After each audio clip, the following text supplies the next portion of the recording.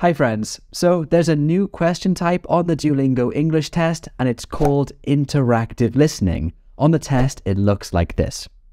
Since this is a new question type, I'm sure you have lots of questions about it. So in this video, I'm going to teach you about the key points and give you some really good strategies to do well on this question. And at the end, I've got some practice questions for you. But very quickly, before we start that, if you're new to this channel, hi, I'm teacher Luke from DETready.com, and we're here to help you prepare for the Duolingo English test. So if you're looking for some tools to help you prepare, that's a great website to go to.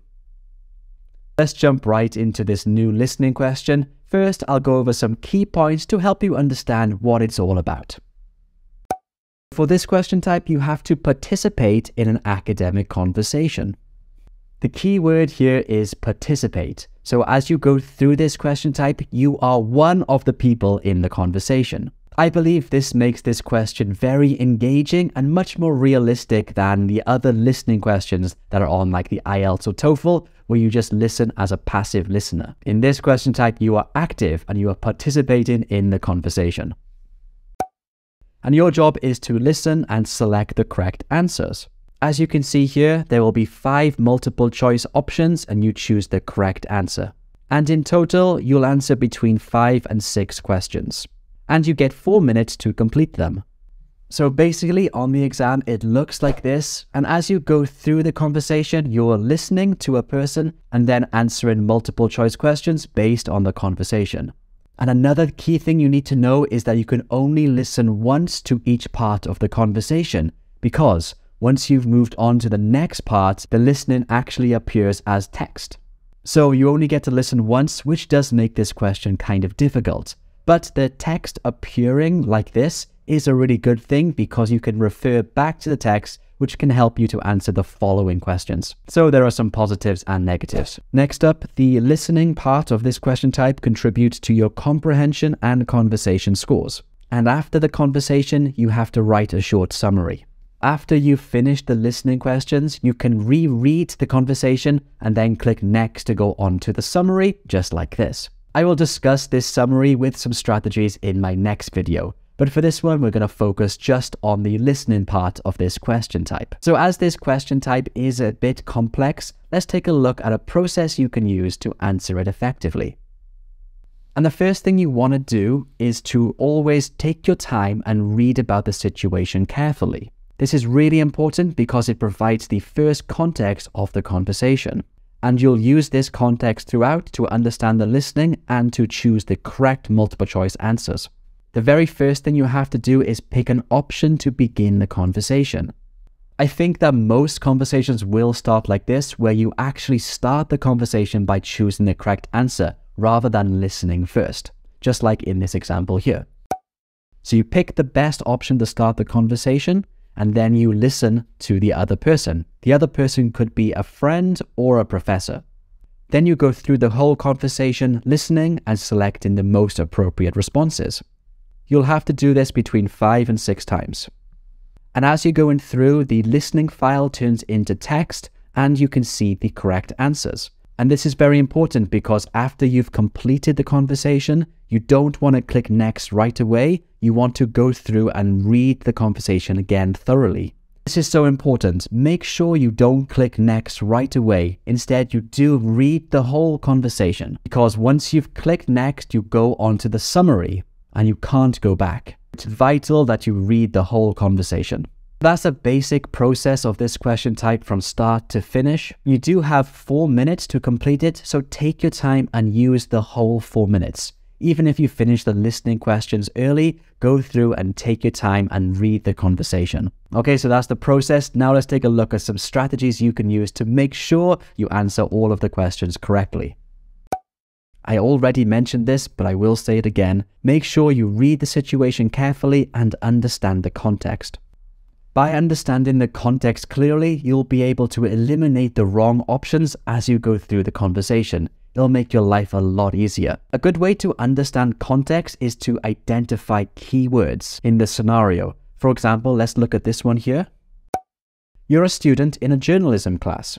After today's lecture on reporting, you approach your professor to ask them more about what it means to cultivate sources.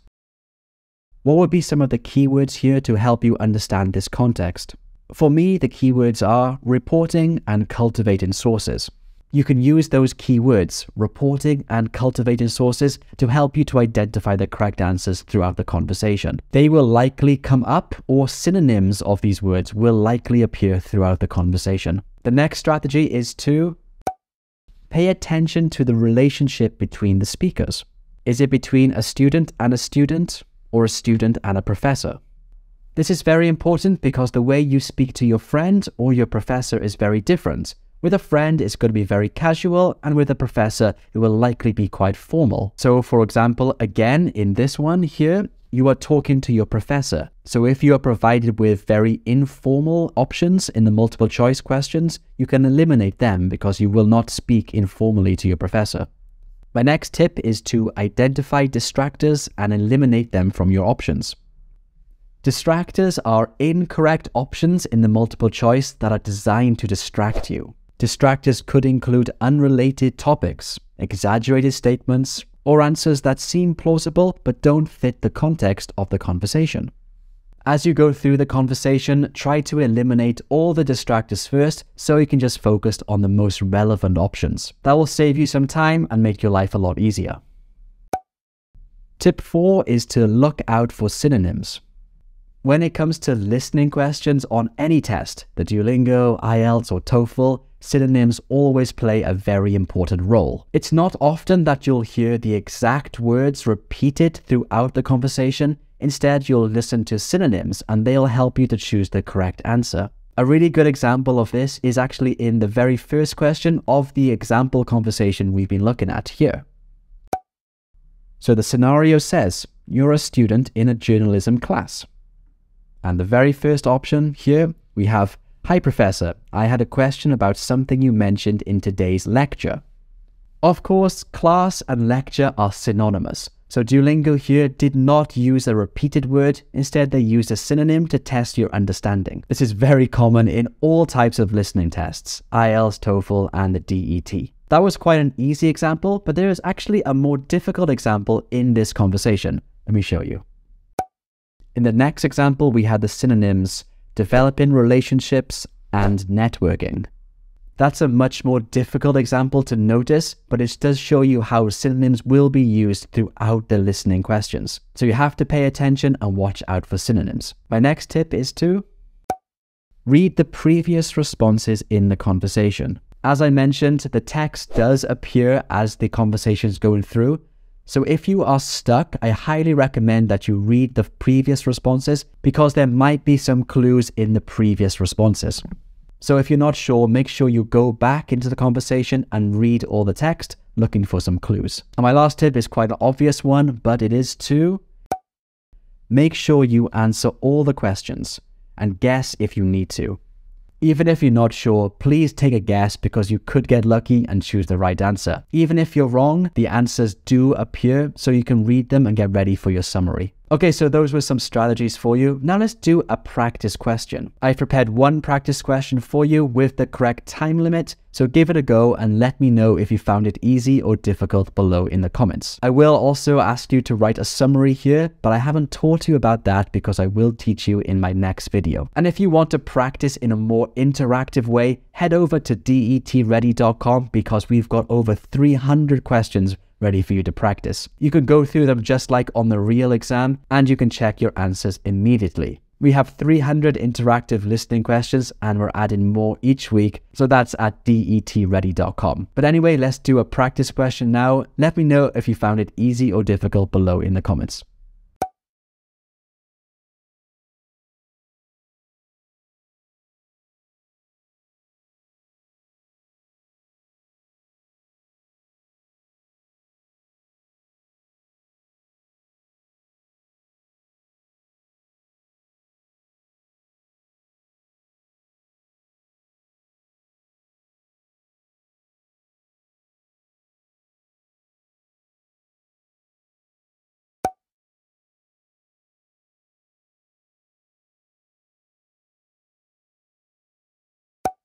That sounds like a great idea. What do you think the main focus of our study group should be?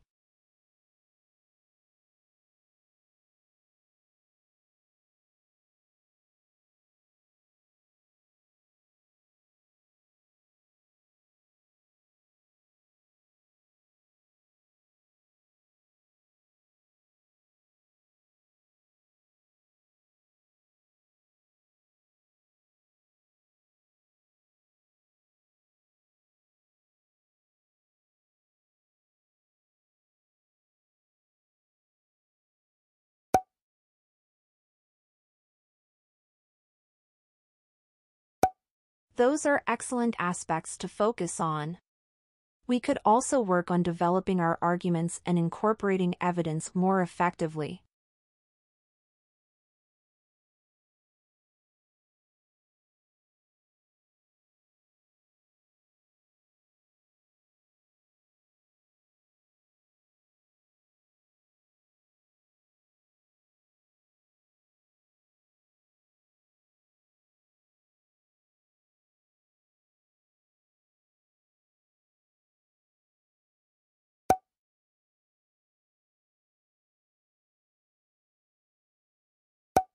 We could start each meeting by discussing specific writing challenges we're facing, then work together on exercises and share feedback on each other's writing.